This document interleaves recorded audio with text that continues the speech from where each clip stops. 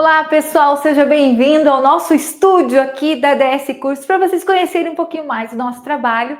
Nós estivemos aí há poucos dias, apresentamos um pouco a estrutura do curso, apresentamos algumas questões e algumas ficaram para depois, porque eu falei demais e usei todo o nosso tempo. Então, hoje, com muito carinho, eu trago as questões que faltaram, das 6 até a 10. Depois eu vou compartilhar com vocês o PDF das questões para que você possa acompanhar. Na aula que está no YouTube, que eu compartilhei com vocês, já tem essas primeiras questões e agora a gente dá continuidade, certo?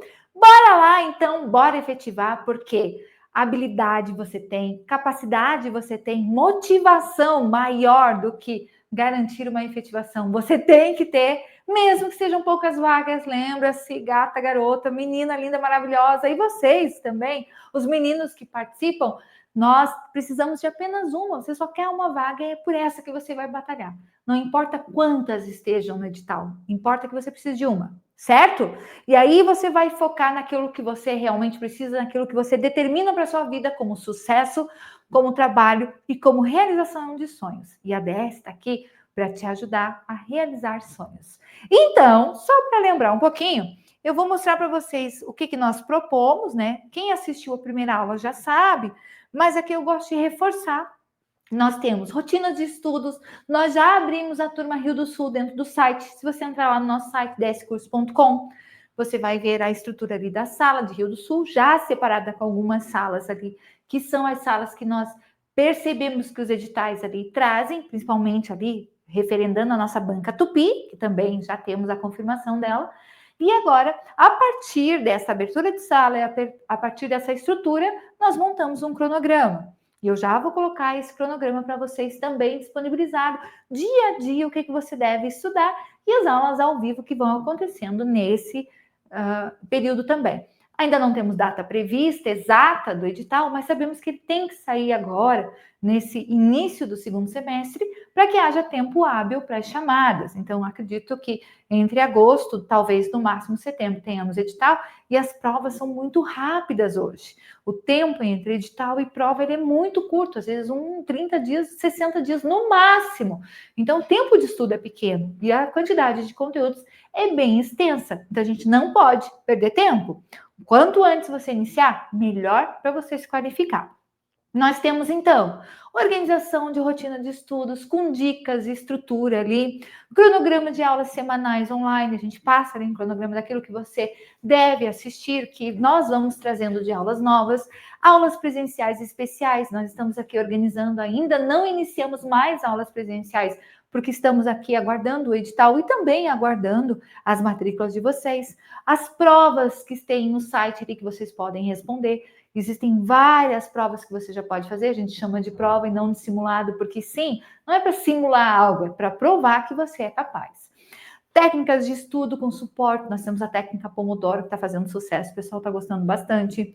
Conteúdos para leitura, interpretação de texto. Apostila impressa, muitas meninas já saíram naquele dia com a sua apostila.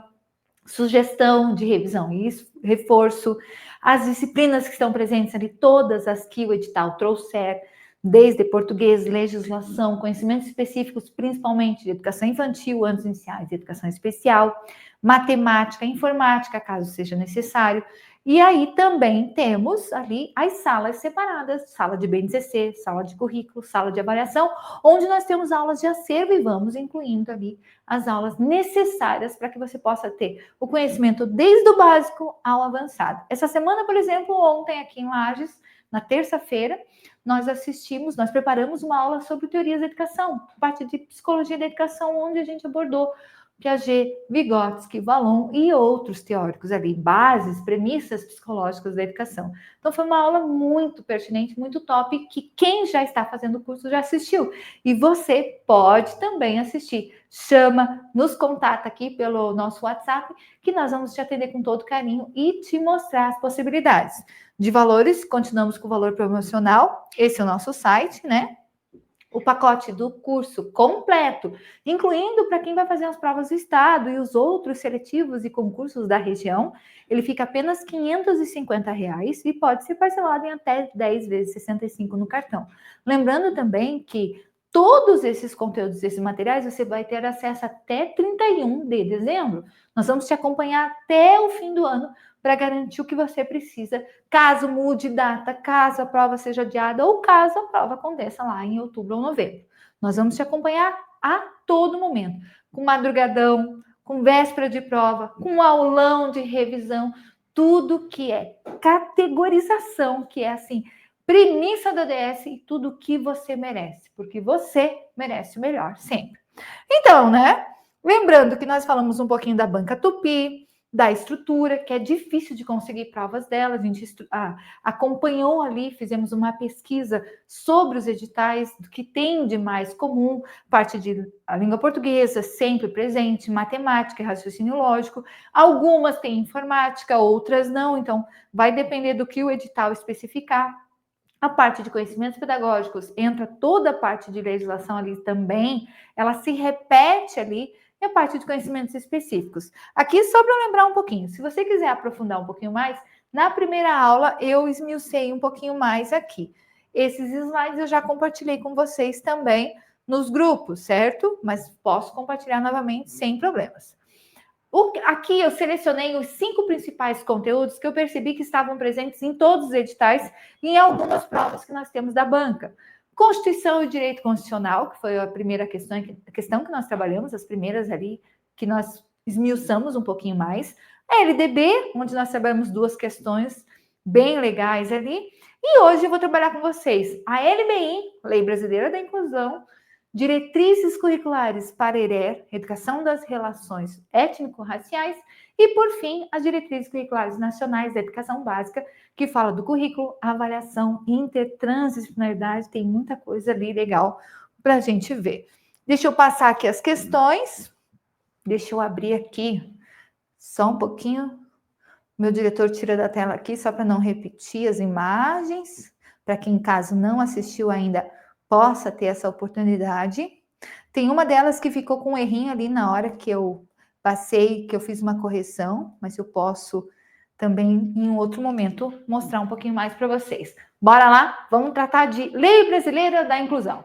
A Lei Brasileira da Inclusão é uma lei muito recente, ela é de 2015, e ela vai estruturar para nós o Estatuto da Pessoa com Deficiência. Então, ele tem vários pormenores, e por ser um estatuto, ele não trata apenas da parte educacional, que é o que nós, né, nossa ossada, ele vai tratar de todo o contexto de direitos e também de deveres das pessoas com deficiência. Partindo desse pressuposto, a gente entende que... Opa, aqui já está a questão. A gente entende aqui que existe uma especificidade. Existem alguns pormenores que são garantias da pessoa com deficiência. E são nesses pormenores, normalmente, que as bancas vão nos pegar.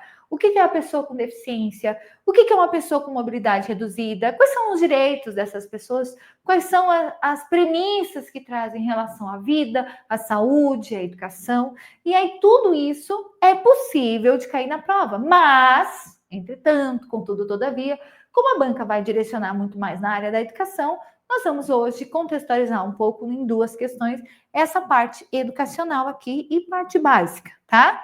Então, a primeira questão trazia o seguinte conceito, tá?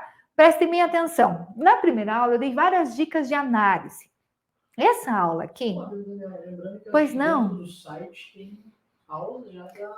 Perfeito, senhor diretor. O diretor trouxe um adendo bem importante. Lá no nosso site, nós temos uma sala, a sala específica de educação especial com esses conteúdos, e inclusive uma aula específica, 1 ou 2 aulas, trazendo a LBI, esmiuçando cada vez mais ali os conceitos da Lei Brasileira da Inclusão, tá? Ela está aparecendo em todas as provas, ela é uma temática transversal para todas as áreas. Ah, Dani, mas eu não vou fazer para educação especial. Não importa. Hoje, a educação especial está presente em todo e qualquer edital, para toda e qualquer área da educação. Me diga quem não tem um aluno hoje, ou quem não precisa desse conhecimento sobre inclusão, certo?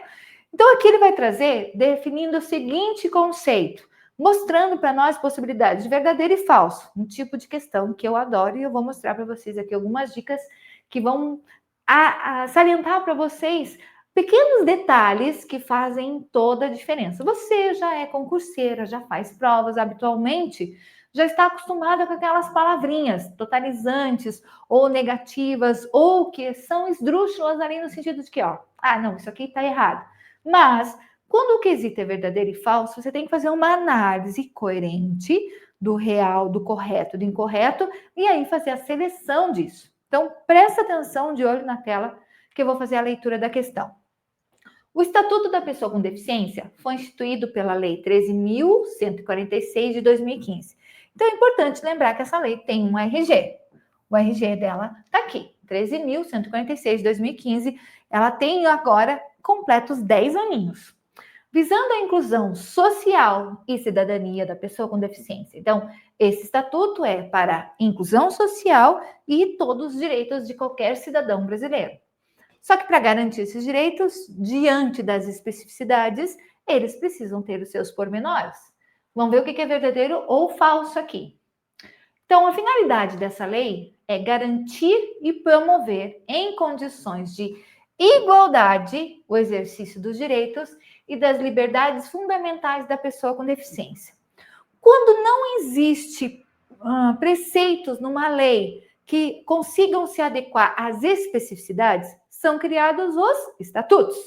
Estatuto da criança e adolescente, estatuto da pessoa idosa, estatuto do servidor. Os estatutos, então, eles pegam a lei original, a Constituição, e adaptam o que é direito de todos para que aquele público específico tenha os seus direitos garantidos, porque às vezes o direito igual a todos não equilibra o direito desses que precisam. Então, dentro dessa circunstância, esse estatuto é para promover condição de igualdade, o exercício de direitos e das liberdades fundamentais da pessoa com deficiência? Sim, com certeza, sem sombra de dúvida, essa é a principal função. Então, já sabemos que aqui está a verdadeira. Ela não diz nada contra um preceito de um estatuto. Ela não diz nada contra o conceito da lei. Eu já sei que essa é verdadeira. Ela é bem simples. Então, eu posso tirar daqui, com muita tranquilidade, porque essa eu tenho certeza, a letra B e a letra C, né? Então, eu fiquei aqui com a letra D. Opa, voltei ali. Eu fui escrever, né? Eu fiquei aqui, tiro a letra B e a letra C. Vocês conseguem ver na tela ali a letra D e a letra E. A letra D, a letra E e a letra A, todas começam com verdadeiro. O que eu consigo perceber aqui entre elas? Na letra A, ela vai demonstrar que as duas seguintes são falsas e a última é verdadeira. Na letra E, todas são verdadeiras. Na letra D, há uma miscelânea. Então, não nos ajuda nesse primeiro momento a tirar mais nenhuma alternativa.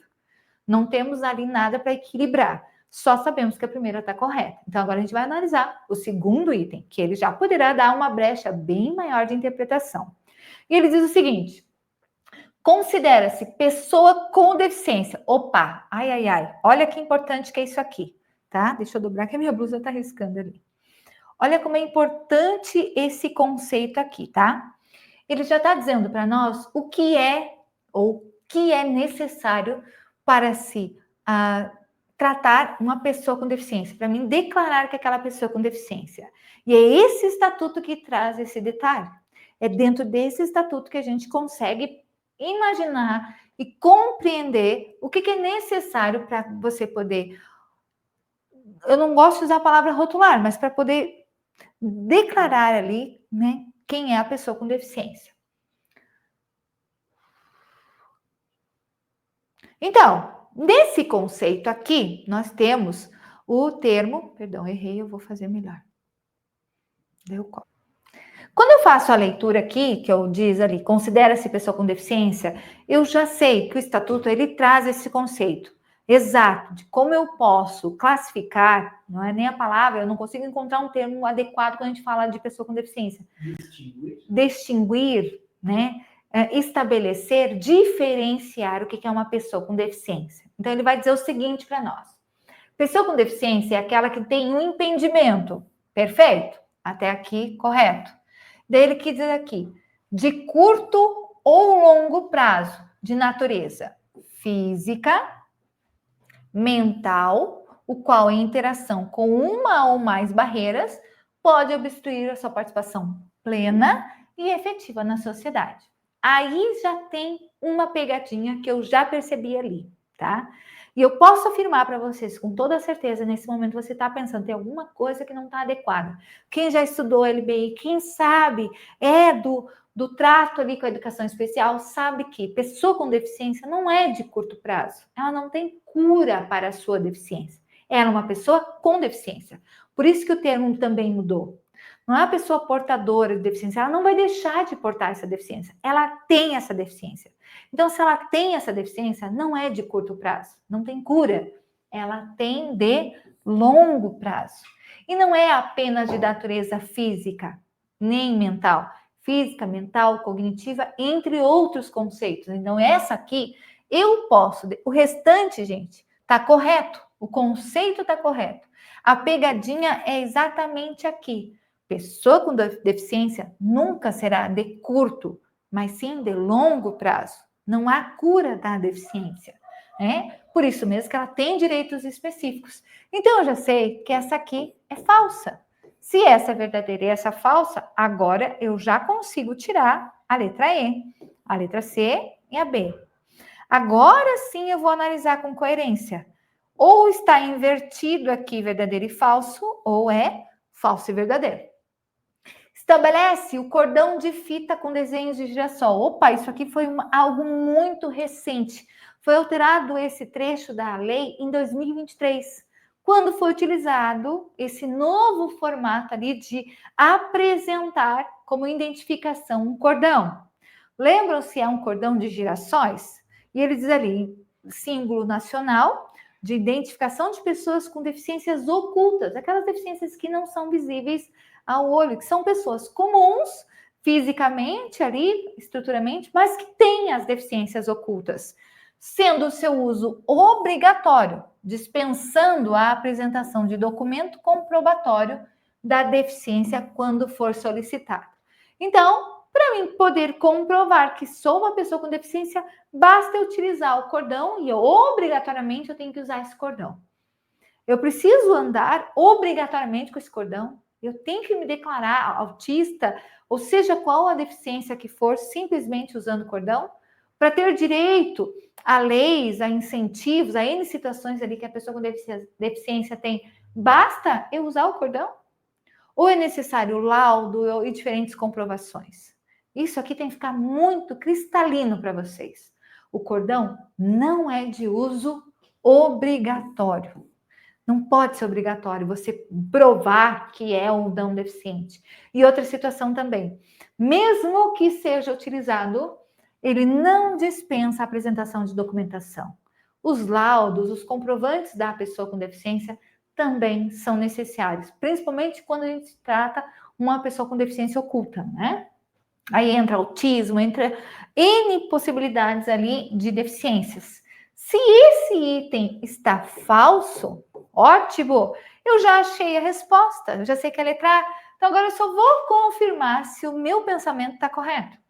O acesso a produtos, recursos, estratégias, práticas, processos, métodos e serviços de tecnologia assistiva, tecnologia assistiva, que potencializem sua autonomia, mobilidade pessoal e qualidade de vida, deve ser garantido à pessoa com deficiência. Perfeito, clarinho, cristalino, você já achou a resposta, porque você sabe, primeiro, o direito da igualdade. Segundo, você sabe o que é o conceito de uma pessoa com deficiência. Você sabe que essa mudança na lei recente, ela não obriga o uso do cordão, é apenas uma nova simbologia ali para demarcar, para facilitar o acesso em algumas circunstâncias, mas que essa obrigatoriedade não existe e também não dispensa a comprovação dos documentos. E sabe também que essa lei vai garantir, pelo menos da melhor forma, recursos, produtos, estratégias, práticas, processos, métodos e serviços a todas as pessoas com deficiência. Resposta correta, meu povo. Letra. Vamos ver aqui. Letra A, tranquilamente. Aqui eu só cortei alguns itens para vocês perceberem ali, tá? Aqui é uso obrigatório, mas aqui também está errado o conceito de dispensa e aqui também o conceito aqui, ó, faltou o sensorial também, certo? Então, existem as deficiências sensoriais. Quais são as deficiências sensoriais, senhor diretor? Ele não quer responder? Visão, audição, as deficiências dos sentidos, né? E aí, então, olha o conceito que aparece na lei, segundo artigo da lei. Pessoa com deficiência é de impedimento de longo prazo, de natureza física, mental, intelectual ou sensorial. Os quatro compositores ali do conceito, aqui não ficou azulzinho, mas é também, ó. Outra questão lá para física e mental, colocando as duas juntas. Exato. Física e mental. Uhum. Aqui, ó, física, mental, intelectual ou até mesmo a sensorial de longo prazo. Não há ainda cura para nenhuma das deficiências, certo? Então, aqui a gente segue. Olha lá. Então, pessoa com deficiência também, ela tem que passar por uma avaliação, né? Simplesmente se autodeclarar. Principalmente quando se trata das deficiências ocultas. Então, a gente fala que para que se comprove, ela vai ser necessário um acompanhamento biopsicossocial realizado por equipe multiprofissional e interdisciplinar.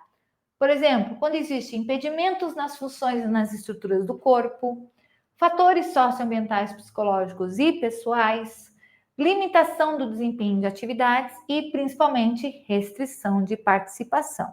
Quando esse público se encaixa em um desses itens ou em vários, ela vai ser considerada pessoa com deficiência, certo? Então, ali também diz, ó, a avaliação da deficiência quando necessário. Em alguns casos, não é necessário avaliar. A criança nasce com a deficiência. Uma criança Down, por exemplo, já nasce com um laudo ali, né? Ela já tem a sua diferença no cromossomo, comprovando que ela é uma pessoa com Down. Mas, às vezes, ela não vai ter nenhuma deficiência corporal. E às vezes ela não vai ter nenhum fator socioambiental, psicológico e pessoal. Às vezes ela tem ali, mas ela pode ter a restrição de participação e a limitação do desempenho.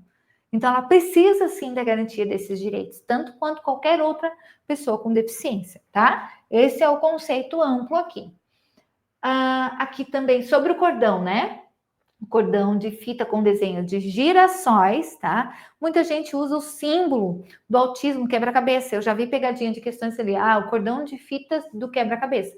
O cordão com fita de quebra-cabeça é o símbolo do autismo. Dos girassóis é para pessoa com deficiências ocultas. Não esqueçam, tá? Tem essa diferença e pode ser uma pegadinha bem danada. Símbolo nacional da identificação. O uso é opcional. Perfeito ali. Opa, perdão. Aqui onde está ele, né? O uso é opcional e sua ausência não prejudica o exercício dos seus direitos e garantias previstos em lei.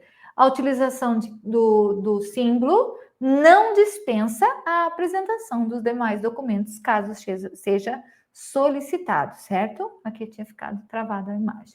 O cordão de girassol, então, é o símbolo das deficiências. Olha quais são: autismo, TDAH, demência, doença de Crohn, deficiência intelectual, esclerose múltipla, síndrome de Tourette, deficiências auditiva e visual, entre outras, tá?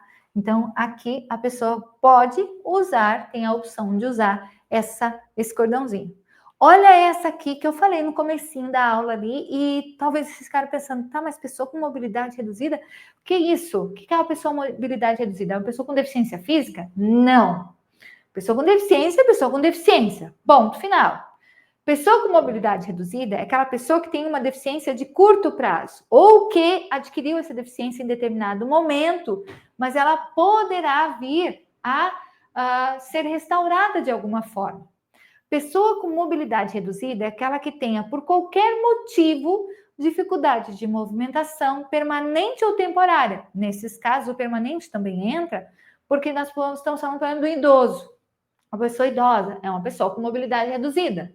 A partir de um momento, ele não consegue mais voltar a ter uma mobilidade. Então, ele vai ter essa mobilidade permanente. Mas por que ele não é uma pessoa com deficiência? Porque ele adquiriu em determinado momento da vida, ele pode passar por N terapias, mas ele também tem alguns direitos tanto quanto iguais aos direitos da pessoa com deficiência, porque ele vai ter restrição de participação em situações, ele vai precisar de um acompanhamento diferenciado, entre outros. E diz ali, né, que gere redução efetiva de mobilidade, da flexibilidade e da coordenação motora ou da percepção. Por isso que o nome é mobilidade reduzida, tá? Principalmente em relação a deslocamentos, aqui nós estamos falando. De acordo com a lei, o conceito de pessoa com mobilidade reduzida inclui todas as crianças, exclui os idosos. Está errado o que eu acabei de explicar para vocês. Eu dei essa resposta aqui. Os idosos fazem parte dos direitos das pessoas com mobilidade reduzidas. Será que inclui todas as crianças? Todas as crianças têm mobilidade reduzida? Todas as crianças têm mobilidade reduzida ou têm mobilidade ampliada? Coloca ela numa sala, vê se ela não sobe pelas paredes. Então, não é também todas, olha a palavra totalizante. Mas crianças de colo e bebês, esses sim têm mobilidade reduzida. E aí, quem que vai ter direito? As mães com crianças de colo, porque são as mães responsáveis por carregar essa criança. Por isso que elas têm direito à fila, a N situações, porque resguarda o direito daquela criança que tem mobilidade reduzida. E a mãe com o bebê no colo também vai estar naquele momento com mobilidade reduzida. Restringe-se a pessoas com deficiência física? Só porque a pessoa tem deficiência física, ela tem mobilidade reduzida? Não, o direito não é duplo, o direito é amplo, mas nesse caso ela não restringe-se às pessoas. Restringe-se às pessoas com obesidade crônica? Obesos têm direito, obviamente, principalmente crônico, porque eles têm mobilidade reduzida. Aí diz ali, inclui a gestante? Olha só, tem alguma restrição ou tem inclusão?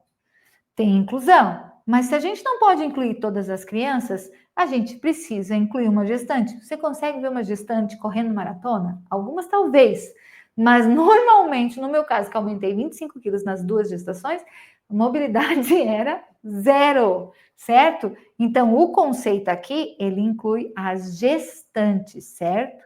Essa simples, mas com pegadinhas. Se você não entende o conceito de mobilidade reduzida e não reconhece na lei essa diferença, essa pegadinha aqui ia te derrubar. Então, vamos entender um pouquinho mais. Olha quem é o público com mobilidade reduzida pela simbologia. Pessoas com ali situações em que precisa de muletas ou alguns outros recursos, as gestantes, mães com bebê de colo, pessoas obesas e pessoas com fraturas e demais situações. Aqui é o símbolo do idoso, né? Aqui que é o símbolo da pessoa com alguma restrição de movimentação. Pessoa com mobilidade reduzida é aquela que tenha, por qualquer motivo, dificuldade de movimentação permanente ou temporária. Temporária, assim por diante, né? Deixa eu voltar aqui. Opa! De mobilidade, flexibilidade, coordenação motora, percepção, incluindo. Olha quem é o público, tá? Inclui-se nesse rol de pessoas com mobilidade reduzida. Idoso, gestante, lactante, que automaticamente se considera, né, o bebês, e pessoa com criança de colo e obeso. Esse é o público da mobilidade reduzida, que existem, então, alguns direitos inerentes a esse público. Vamos falar agora das diretrizes curriculares nacionais para a educação das relações étnico-raciais. Que diretriz é essa? Essa diretriz foi pensada também recentemente. Ela já vem com estudos lá na LDB, com inserção na LDB desde 2003, depois teve uma nova inserção em 2008, e em 2011 essa diretriz ela foi um pouco melhor elaborada. Nesse conceito aqui, a gente vai entender o que é essa relação étnico-racial. Qual é o direito curricular, qual é a concepção curricular que existe dentro destas relações? Étnico, de etnias, de raças. Essas pessoas têm direitos específicos? Têm, existem direitos específicos. Mas são diferentes das outras pessoas? O que essas pessoas precisam dentro do campo étnico-racial? Elas precisam de reconhecimento, valorização e abominação de qualquer tipo de preconceito. Basicamente é isso que a gente tem que trabalhar dentro da escola, incluí-las, valorizá-las, reconhecê-las e principalmente reparar os danos ocasionados pela história mundial, pela história brasileira, onde essas pessoas sofreram qualquer tipo de preconceito. Por isso, é pensado um currículo, uma aprendizagem pensando nisso. E o que essa resolução, então, traz? Reconhece e valoriza as etnias e as raças, pensa na formação dos professores, que precisam ter esse entendimento, organiza e estrutura o ensino, então algumas premissas básicas desse ensino vão estar presentes na diretriz, pensa no material didático adequado, não é só mais aquele material didático que traz as caravelas, a descoberta de Pedro Álvares Cabral, as famílias lindas loiras de olhos azuis, então é um material que pensa que nós temos sim o direito à diversidade, fortalece a pesquisa na área, o que aconteceu com esse público, como é que está sendo feita essas políticas públicas de etnias e assim por diante, e combate veementemente a discriminação, né? E aí aqui temos um modelinho de questão. Todas as questões nesse sentido, eu fico feliz quando elas aparecem na prova, porque elas nos fazem pensar, nos fazem interpretar, mas não são questões difíceis, são questões simples. E olha o que essa resolução traz. Desde que você compreenda a importância da diversidade, da etnia, olhando para o reconhecimento, para a valorização e para a inclusão desse público, você vai conseguir entender e interpretar qualquer uma das questões. Agora, se você não entende, não vê isso como preconceito, com falas ali autômatas, falas que são habituais, automáticas do ser humano, que infelizmente a gente usa, aí você corre o risco de não compreender o preceito da lei. E essa primeira lei aqui é lá de 2004, para vocês terem uma ideia. Depois ela teve alterações, mas a base dela é de 2004, quando ela institui as diretrizes curriculares nacionais para a IRE e o ensino de história e cultura afro-brasileira e africana. Então, lá na LDB, num dos seus artigos, lá da parte do currículo, especificamente na sequência dos artigos 26 ali, dos parágrafos do artigo 26, foi incluída, então, a obrigatoriedade do ensino da cultura afrodescendente. Mais tarde, foi incluído o afrodescendente e o indígena, tá? Entendendo que nós temos essas matrizes históricas no Brasil. E aí ele traz o seguinte conceito ali, para a gente identificar como verdadeiro ou falso. Mesma sequência, mesmo pensamento que a gente viu anterior. Mas aqui ele vai ter alguns detalhes. A educação das relações étnico-raciais tem por objetivo a divulgação e produção de conhecimentos. Vamos pensar. Se eu quero que seja reconhecido e valorizado, eu preciso produzir conhecimento? Sim, perfeito. Então aqui, perfeito. Bem como atitudes, posturas e valores que eduquem cidadãos quanto à pluralidade étnico-racial. Produzir conhecimento e educar esse público sobre a existência das raças, das etnias e da pluralidade. Perfeito, fácil, verdadeiro. Mesma circunstância, tiro a B, tiro D. Olha que coisa boa, que fiquei só com duas. Aqui, você já consegue identificar possibilidades.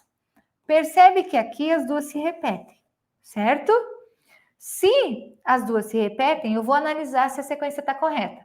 As coordenações pedagógicas promoverão o aprofundamento de estudos para que os professores concebam e desenvolvam unidades de estudo, projetos e programas abrangendo os diferentes componentes curriculares para a educação das relações étnico-raciais, o estudo da história e da cultura afro-brasileira e africana. Perfeito. Quanto mais interdisciplinar, quanto mais falar disso dentro de todas as disciplinas, maior produção de conhecimento verdadeiríssima. Agora, aqui que eu vou analisar. Dentro dessas duas que eu vou poder identificar realmente qual é a alternativa. Ou apenas a última está correta, ou a segunda aqui, o segundo item está incorreto. O ensino de história e cultura afro-brasileira e africana tem por objetivo o reconhecimento e valorização da identidade, história e cultura dos afro-brasileiros. Perfeito aqui. Bem como a garantia de reconhecimento e igualdade de valorização das raízes africanas da nação brasileira, ao lado das indígenas, europeias e asiáticas. Opa! Agora ele falou, né? Fala das raízes africanas de toda a nação, das indígenas, que é a premissa básica das relações étnico-raciais, mas ele incluiu aqui as europeias e as asiáticas. Será que elas entram também dentro da ERE? Será que ela vai aparecer também dentro da ERE? Só um pouquinho, tá acabando a bateria aqui, deixa eu só conectar. Não precisa da pausa, irmão.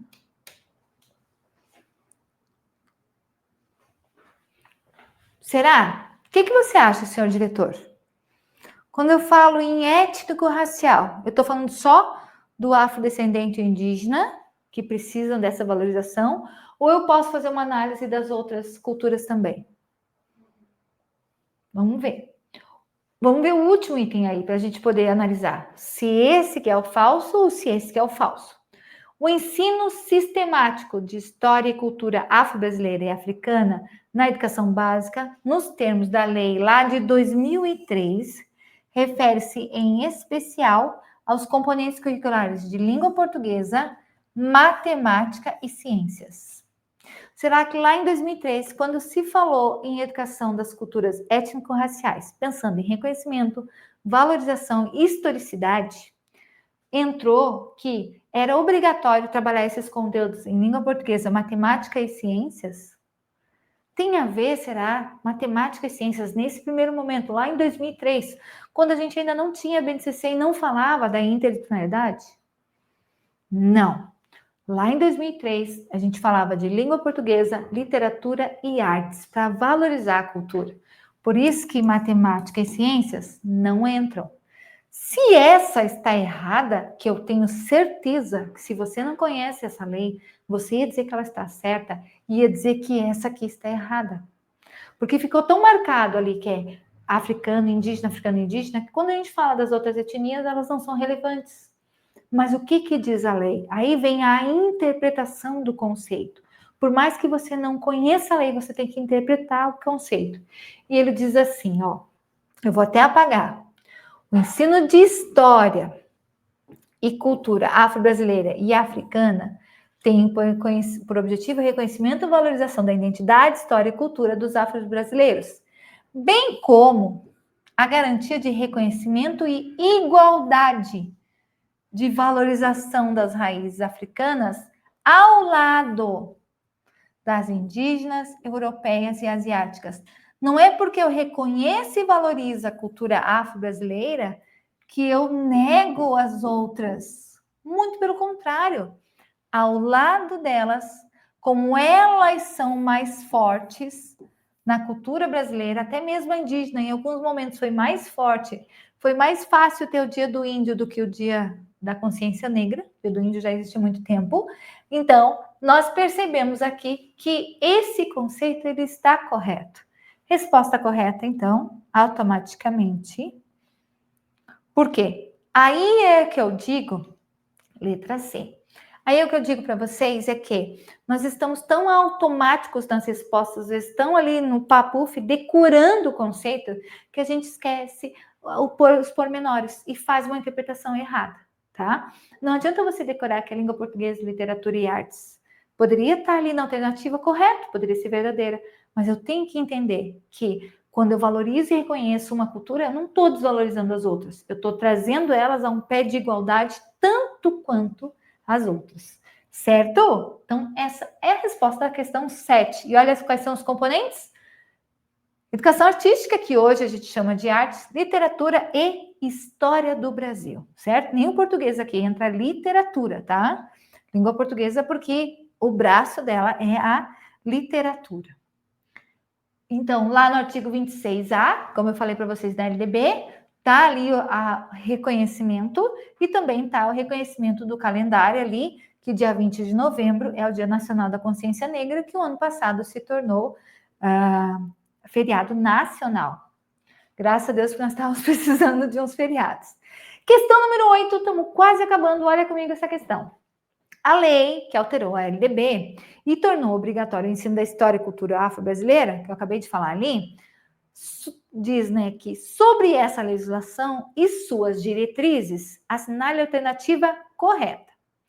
A implementação da temática étnico-racial deve ser restrita ao mês de novembro, durante as comemorações do Dia da Consciência Negra. Acabamos de analisar. Quando você fala ali literatura, educação artística e história do Brasil, restringe-se a trabalhar esses conceitos apenas no mês de novembro, no Dia da Consciência Negra? Não. Legislação não restringe, ela amplia. Palavra ali opositora, certo? Tá errada.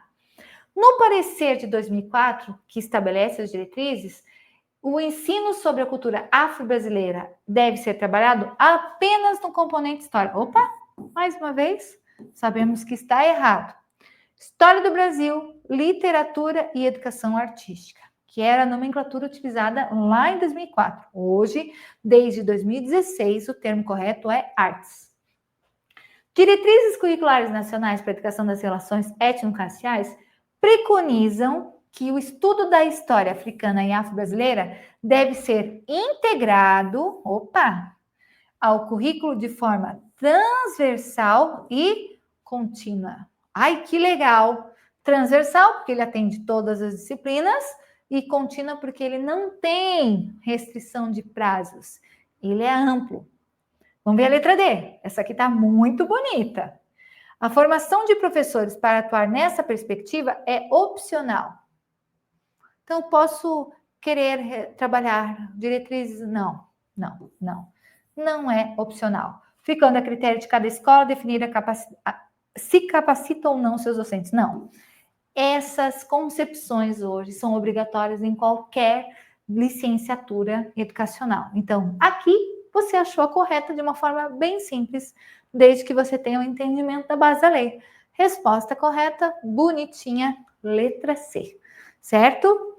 Fácil até aqui? Tá difícil? Temos aula no site de diretrizes da ERER. Vamos falar muito na prova do Estado, em todas as provas do sistema estadual, porque lá no currículo básico território catarinense, ele tem uma amplitude sobre a ERER muito grande, tem uma parte ali que fala principalmente dos quilombos, então isso é muito, muito, muito gratificante de a gente ver nesse material. Da parte também do indígena, das concepções indígenas, tem até a carta do índio lá, que é linda a história, ela vai trazer essas informações, com esse mesmo sentido aqui garantido na lei. Ali, então, ela não é limitada, ela é interdisciplinar, né? Ela é transversal e permanente, e estava errada ali porque é obrigatória conforme a LDB. Para finalizar, vamos falar um pouquinho das diretrizes curriculares, agora vamos falar da educação básica como um todo, não apenas de uma etapa ou modalidade, vamos falar de forma geral. O princípio básico das diretrizes, eu vou sempre usar esse termo porque eu gosto muito, tenho certeza que você vai entender, é que ele é nada mais, nada menos que um braço da LDB. Eu digo que se a LDB é a mãe, as diretrizes são a filha. Porque as diretrizes vão pegar todos os artigos da LDB, principalmente os que tratam de ensino-aprendizagem, dessa estrutura de ensino-aprendizagem, e delimitar as regras e concepções por trás dessas regras. Então, as diretrizes curriculares, ela é a LDB com teoria e concepção. Para você entender o porquê da lei, você entender a função daquele artigo, você entender por que a avaliação é formativa, por que o currículo é interdisciplinar, quais são as concepções por trás da lei. Então, ela veio após a LDB, ela veio muitos anos depois da LDB, pela necessidade de entender que existia uma lei, mas a gente não sabia cumpri-la, porque esses conhecimentos nos faltavam. A partir do momento das diretrizes, ela estabeleceu a seguinte delimitação. Ela diz que também temos uma aula maravilhosa com questões lá no site. Tem 3 aulas das diretrizes. Tudo isso encontra dentro da plataforma. Na plataforma já tem, e nós vamos trabalhar mais, mas eu já tenho esse acervo. Você já pode assistir aulas só das diretrizes. Então, as diretrizes são obrigatórias. Filha da mãe, né, vai seguir o preceito da mãe, obrigatória.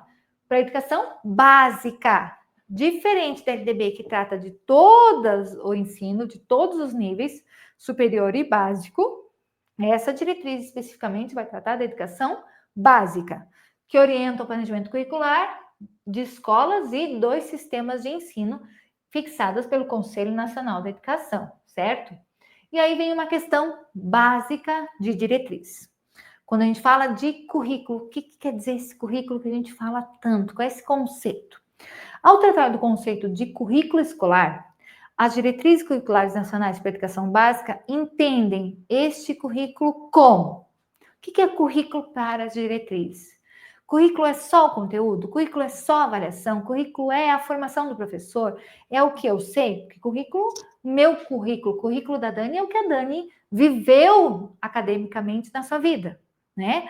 Tem vários pormenores acadêmicos ali, mas eu poderia fazer um currículo para o trabalho, que envolve experiências profissionais, um currículo de experiência, em situações. Então, currículo é, sim, toda a informação que nós temos que ter na educação básica. O que é garantido pela educação básica?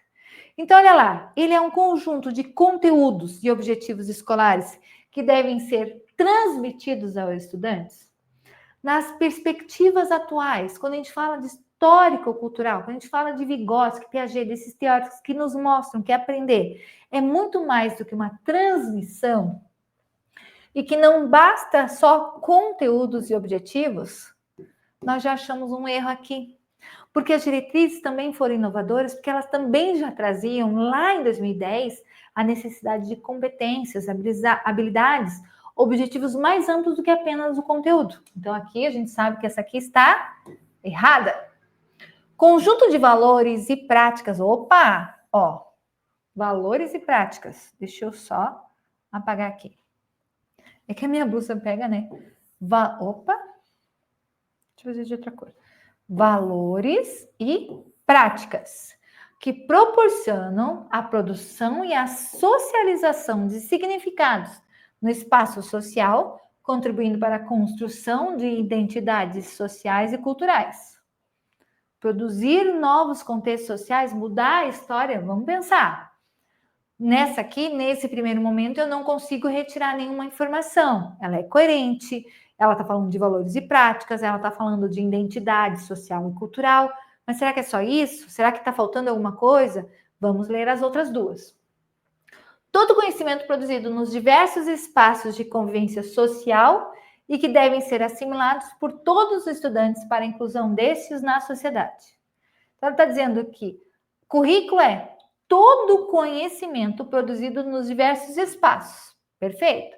E que devem ser assimilados por todos os estudantes. Se não é para ser transmitido, será que é apenas para ser assimilado? Ou ele é para modificar as estruturas? Para produzir, socializar novos conteúdos? É para mim aprender só? É para mim ensinar só? O que é currículo?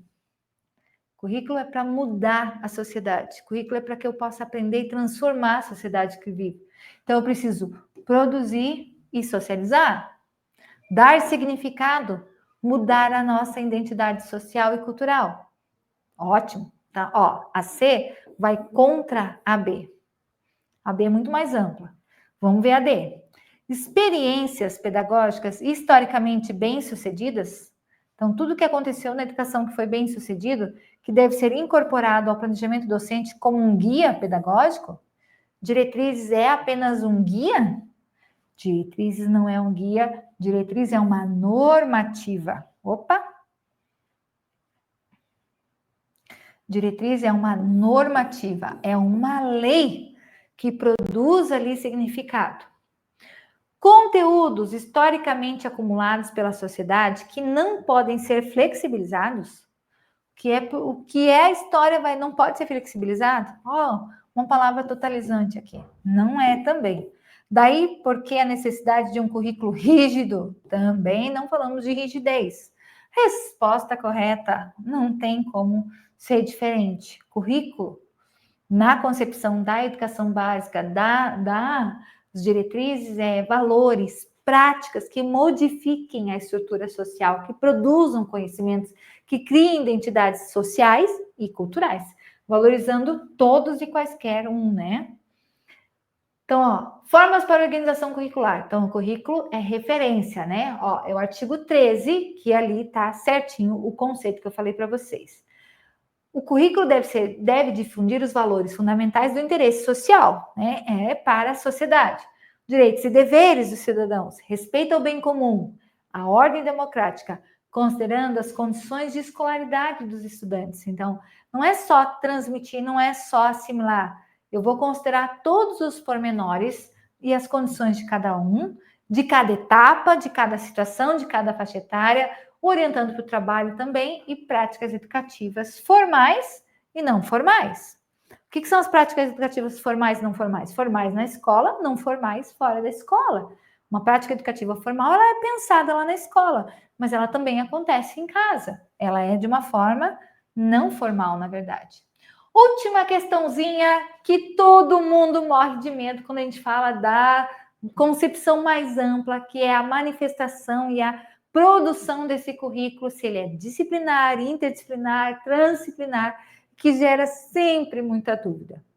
As diretrizes estabelecem que a organização desse currículo ela não é uma linha única, ela tem várias possibilidades. Ela pode ser disciplinar, pluridisciplinar, interdisciplinar ou transdisciplinar. Ela pode ser, depende da necessidade, depende da circunstância. Nós falamos cada vez mais de interdisciplinaridade e trans como entendimento de que essas duas produzem e propagam o conhecimento de uma forma mais ampla. Mas tem momentos que eu tenho que falar só do português e tem momentos que eu preciso falar da literatura, que é um pedaço do português, né? Então, nesse multipluridisciplinar aqui, também é válido. Só que se eu trabalho esta disciplinaridade junto com as ciências, junto com a matemática, eu já produzo uma interação. E quando eu produzo conhecimento sem pensar nas barreiras que acontecem entre elas, eu estou atravessando elas, pensando no conhecimento. Eu estou pensando numa forma transdisciplinar. A dica, tá? E aí vai dizer o seguinte: as diretrizes curriculares nacionais para a educação básica afirmam que na organização e gestão do currículo, as abordagens disciplinar, pluri, inter e trans requerem atenção criteriosa da instituição, porque revela a visão do mundo que orienta as práticas. Então, vai depender da minha visão de conhecimento e aprendizagem. Do educador, para organizar o trabalho do estudante. Ao tratar das formas de organização curricular, descreve que o trabalho pedagógico pode ser desenvolvido por meio de uma abordagem teórico-metodológica em que a ênfase incide sobre o trabalho de integração. Ele vai falar que dentre essas, ao tratar de todas essas, descreve que o trabalho pode ser desenvolvido por meio de uma abordagem, então, a abordagem do currículo, que é isso que nós estamos falando aqui, em que a ênfase incida sobre o trabalho de integração das diferentes áreas. Integrar. Um real trabalho de cooperação e troca, aberto ao diálogo e ao planejamento, que caracteriza a abordagem. Puxa, deu a resposta, né? Olha só. Pluri, inter, trans, disciplinar ou transversal. Transversal é o método, é o olhar, né? Olha, por exemplo, a educação especial é transversal, ela está presente em todos. Então, não estamos falando aqui da abordagem. Pluridisciplinar é quando ela é um braço da disciplinar, dividida em partes ali. Por exemplo, nós temos ali a disciplina de português. O pluridisciplinar é que do português eu posso tirar literatura, eu posso tirar redação, eu posso tirar gramática, eu posso tirar outras disciplinas que vêm dessa vertente. Estão ligadas a ela, mas continuam falando sobre ela. É uma pluralidade dentro do português. Agora, quando eu falo do disciplinar é uma única. Então, uma única não faz esse trabalho de cooperação e integração. Ou eu estou falando de uma interação ou de uma transgressão tão grande de que essas lacunas não se preencham. Você não vai ver o português ou matemática, porque ela vai além da disciplina, ela vai pensar no conteúdo. Nesse caso aqui, a gente está indo além ou a gente está integrando, cooperando. Está no texto a palavra, né? Nesse caso, nós estamos falando de interação, cooperação, integração. Automaticamente, nós estamos falando da abordagem interdisciplinar. Temos aula só desse a abordagem do currículo. Temos aulas só de currículo lá no sistema, que explicam a abordagem, a manifestação, os tipos de currículo, tá? A história das teorias curriculares, então tem tudo ali bonitinho para você, tá? Aulas esmiuçadas, aulas curtinhas, aulas que não são maçantes. Às vezes tem aula um pouquinho maior, você pode dividir em duas partes, assiste em pedaços, se você não está acostumado com online. Se você já tem um hábito, acelera ali a velocidade, anota, registra, usa. Eu não quero de forma nenhuma que você compre o curso simplesmente para dizer que está fazendo o curso. Eu quero que você compre o curso, que você use o nosso curso, que você acredite no que eu estou te dizendo, porque são 15 anos de experiência, com todo carinho pensado no melhor. Eu não estou aqui apenas para viver de sonhos. Eu estou aqui para realizar sonhos. E para realizar, a gente tem que trabalhar muito, muito mesmo. Em alguns momentos, vocês vão ver que eu vou estar atendendo vocês diretamente. Em alguns momentos, o Evandro vai atender vocês. Mas em todos os momentos, nós estamos juntos com vocês. E eu quero ver o seu nome na lista da efetivação. Povo lindo, era isso que nós tínhamos aqui para finalizar. Quem tiver dúvida, nos procure no WhatsApp. É fácil de encontrar lá no site da dscursos.com. Aqui também, né, um pouquinho da explicação. Eu vou trazer depois para vocês ali no sistemático. Aqui tem um mapinha mental do Inter, Trans, Pluri, que vai segmentar, planejar e assim por diante, tá? E aí, essa mensagem eu passei naquele dia, eu quis repetir porque ela é importante, tá? Não é fazer para ver se vai dar certo, é fazer até dar certo. Então, faça o curso até dar certo. Beijo, povo. Nos procure.